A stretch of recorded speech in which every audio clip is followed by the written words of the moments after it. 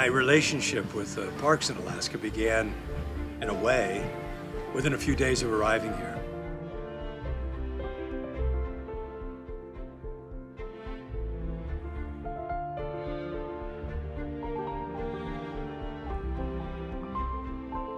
It was 1964. Came up here in '68. Since 1999. I've lived here like 55 years. 50 years. And I moved to Alaska about 14 years ago. I was born in Anchorage in 1959. I've lived here since 1950.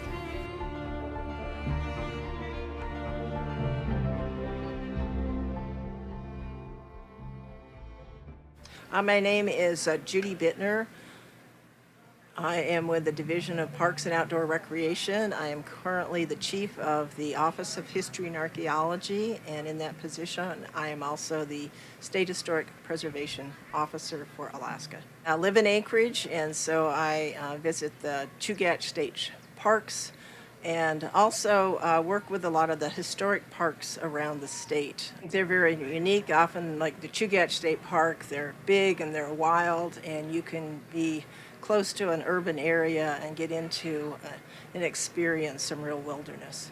I'm in the state parks all the time. I quite literally grew up in the state parks and along the bike trails in Anchorage. These are treasures. I mean, you look at Alaska, it's one of the largest state park systems in the nation. Denali State Park, Chugach State Park, Wood-Tikchik, Kachemak Bay, anywhere else in the country or the world, they would be national parks.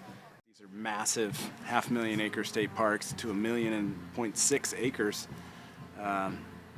These things around us are like national parks in the rest of the nation.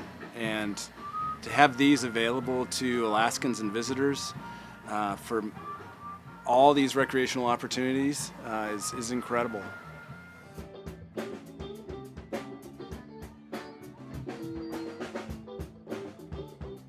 Alaskans are just so fortunate to have these. The vision from the founders 50 years ago who worked and lobbied and created these parks has been an asset to all of us generations, and it couldn't be done today. We had an incredibly fortunate window in time where some visionary leaders came together and made this happen. I used to be in there every day. Now it's a couple times a week. I live in Girdwood right next to the bike path, and I recreate there regularly with myself and my family. Chugach State Park is exceptionally unique in that composes most of the land in the municipality of Anchorage. It's set aside to protect the satisfactory water supply, open spaces for recreational facilities development, and it provides an opportunity for the people that is readily available for them to get out, especially now during this passing time of pandemic when it's obvious that people are using the park and need the park for relief from everyday stress coming with our current living situations. State parks are kind of an interesting thing. There were, of course, national parks in our country perhaps long before there were state parks, and there were city parks, like the Boston Commons and some of those.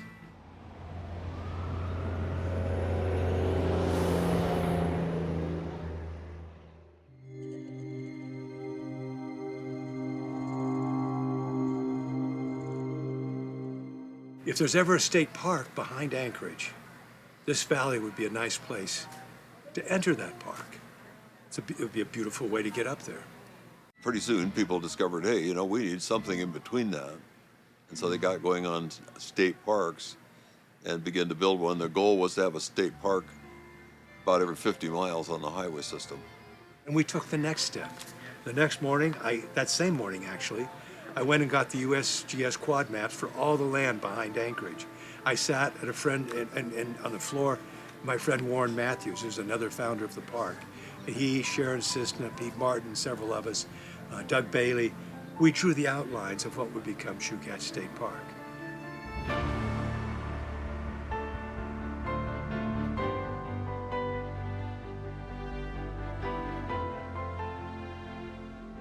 When I came to Alaska in 1967, we'd only been a state for 8 years.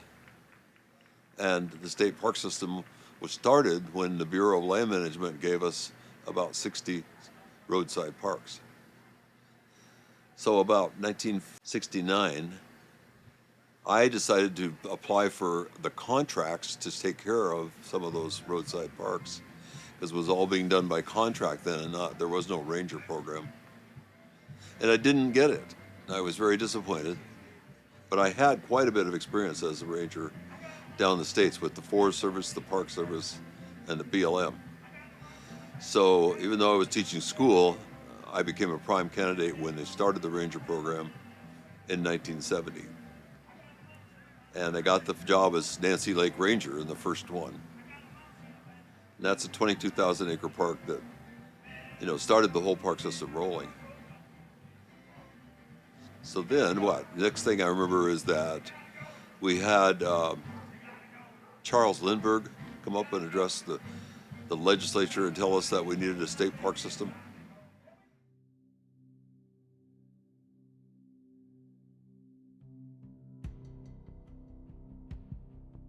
Then it was like a wildfire. Everybody loved the idea of having a state park. Everybody. Republicans, Democrats, hikers, skiers, people who sit at home and watch sitcoms, Everybody liked the idea, well, of course, we're Alaska, we're here. We love this country. Of course we should have a state park. And so we started holding meetings. We talked to people in the legislature. We had a potluck. Legislators signed on to it. And within several months, we not only had Chugach State Park, our first state park, the largest state park in the country, but with that momentum, with that feeling of, yes, let's take care of these places. Let's have these parks. Within that same year, I believe the same legislative session, we also got Kachemak Bay State Park and Denali State Park. And it was a beautiful thing, the way people came together and worked together. There were no egos like, well, this is for me to do and you go over there. And there really was no opposition. It was just a grassroots, heartfelt thing that came from so many Alaskans that, we love this country. We love the wildlife. And yeah, we're gonna have our cities and our highways, airports, hospitals, but we gotta have these parks. And that was the beginning of the state park system in Alaska.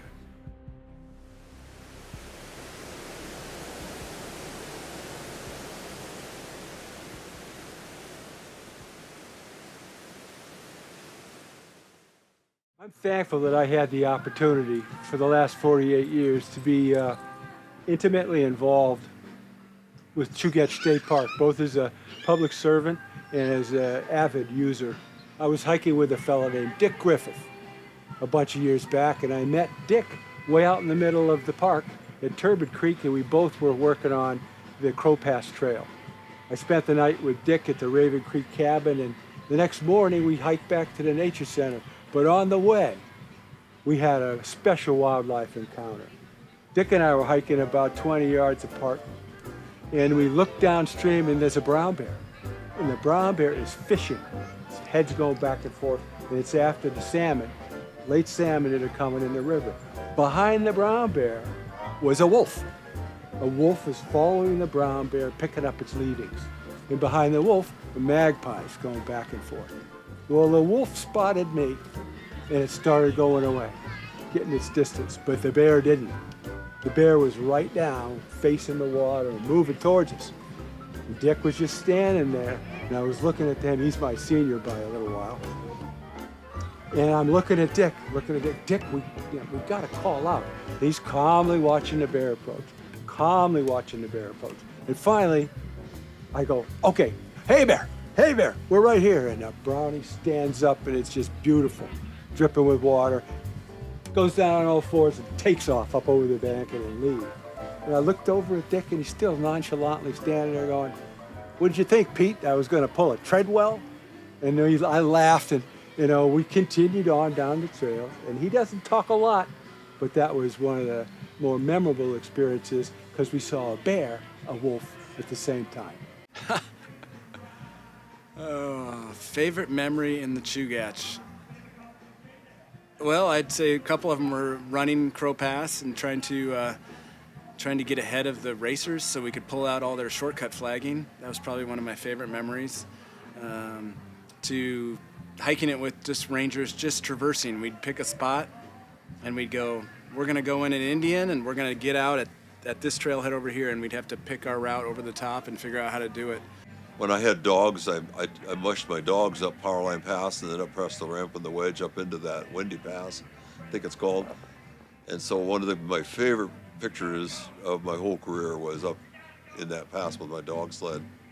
We used to spend every weekend up coming to Arctic Valley. When we first started coming, it was during the Cold War, height of the Cold War, and we'd have to pass through security at the base of the hill, and there was an armed soldier, and you had to go through, put chains on your skis or on your car, and to get up the hill. So although it was already a concession, but it was still within the public lands, and then the Chugach State Park. Founding director of Friends of Nike Site Summit. Site Summit, you see right up there, there's a lower site and the upper site. I literally grew up in the shadow of it. It was operational from 1959 to 1979. And we knew about it, but we really didn't know what it was until I got involved with the organization in 2007. It turns out there are 145 Nike Hercules missile sites around the country. Out of those 145, only 2 had test fires. Site Summit and a site up in Fairbanks. There are actually Nike Hercules missile boosters planted in the tundra behind Arctic Valley on the other side of the ridge here. One of the trails we're trying to build will go by there. We started an effort to save the site. It's on the National Register of Historic Places, and we conduct tours up there now, and it's just awesome. There were actually nuclear weapons. These were nuclear missiles here, and we didn't know that growing up.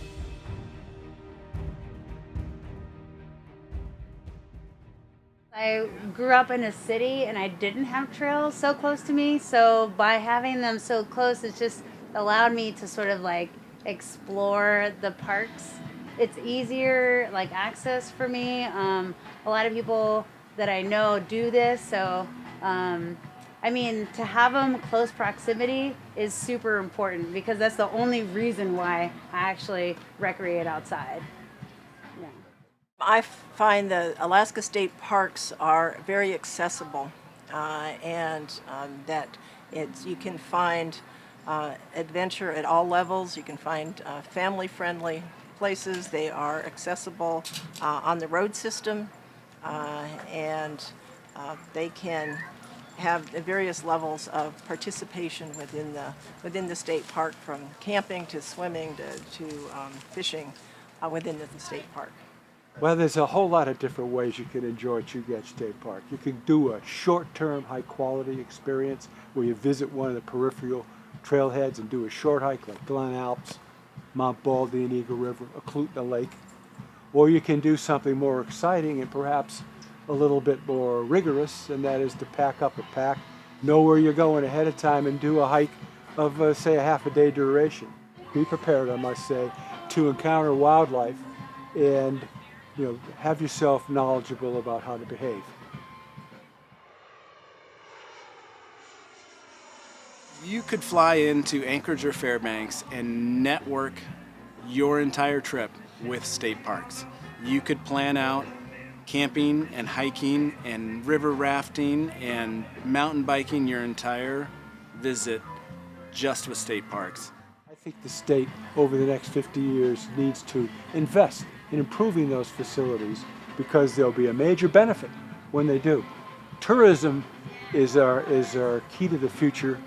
Tourism is no-brainer for this state. I encounter people on my hikes in the park from time to time, and when I stop and talk to them for just a few minutes, they're totally agog with the view, with the scenery. When I point out wildlife to them, they're surprised it is so close. Brown bears, moose, Dall sheep, goats. And so the state, and Anchorage in particular, has got a tremendous resource in its backyard.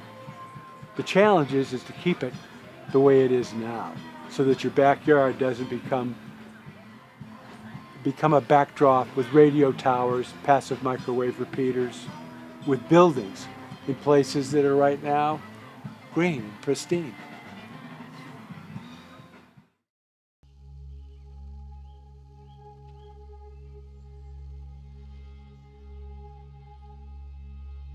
I would like to see a major investment in the state parks, both the historic parks and the recreational parks.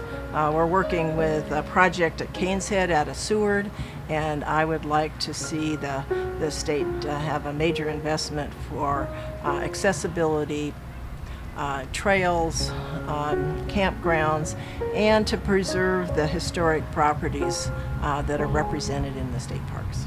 Well, I'd like to see them start off by getting their budget back, be able to get, normal staff. I mean, the last 10 years of my life, I cut the budget every single year, and that was just the beginning. It's been cut drastically since then. So I'd sure like to see it get refunded. And the thing I always say is, we're not just a government service that is a drag on the government purses.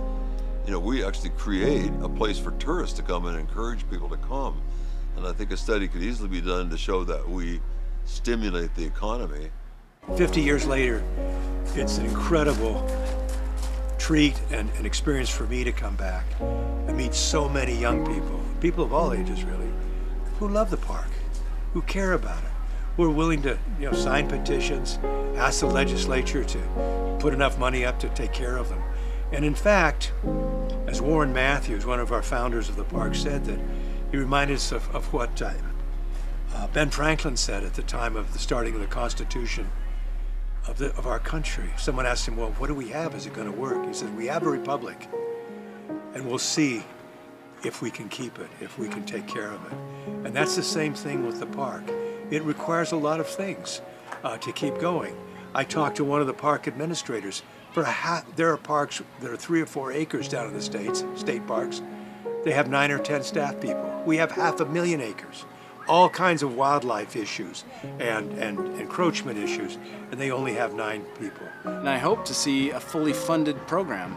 Right now, we're just a shoestring operation. So my heart goes out to all the people who care about these things in Alaska, about the woods, about the beauty, about the wildlife, about people having a place to go and hike, picnic, camp with their families. This is the real treasure of Alaska. This really is. That's why most of us are here. And so my hat's off to, my heart's with so many people that do, in one way or another, help out our park system.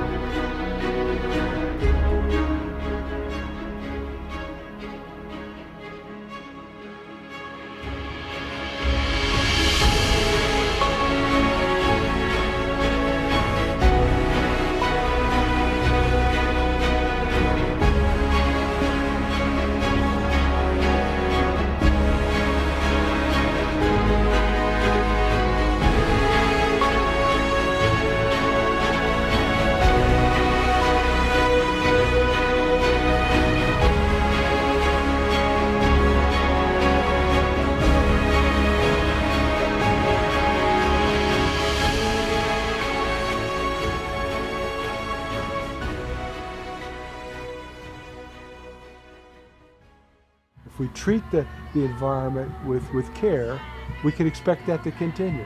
That's what I hope to see 50 years from now. And hopefully with a caring public and an educated, user group, we'll see it that way. But the state's got to invest. It can't be left the way it is, because there's 100 there today, there'll be 1,000 in a month. So,